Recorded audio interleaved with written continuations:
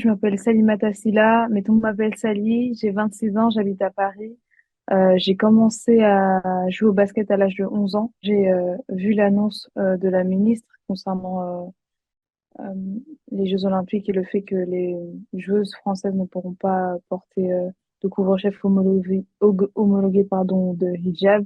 J'étais pas plus surprise que ça parce que depuis 3 ans dans le foot, si je me trompe pas, des femmes de tout niveau ne peuvent pas jouer avec leur couvre-chef homologué, que ce soit d'un point de vue loisir et compétition. Moi, depuis janvier 2023, je suis exclue, ainsi que toutes les femmes et jeunes filles qui portent des couvre-chefs et des hijabs en compétition. Donc, je me suis dit, bon, depuis le départ, on voulait pas qu'on joue, donc j'étais pas étonnée, j'étais un peu frustrée parce que les Jeux Olympiques, c'est l'événement sportif le plus attendu au monde. C'est un événement qu'on verra peut-être jamais encore une fois en France. Moi, je j'ai pas vu. Enfin, il y a un siècle, on a reçu les JO. C'est tellement loin.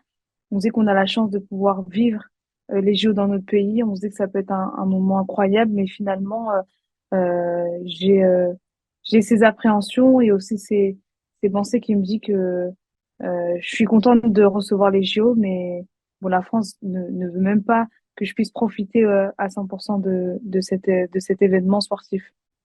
Moi, je parle à mon nom hein, en tant que jeune femme musulmane visible.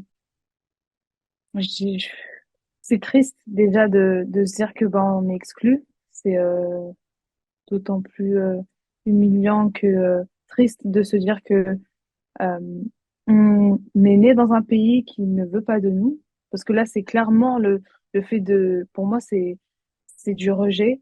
Moi, je suis née en France, mes parents, ils ont travaillé en France, on a tout fait comme tout le monde, mais ils veulent tout simplement pas ce qu'on est.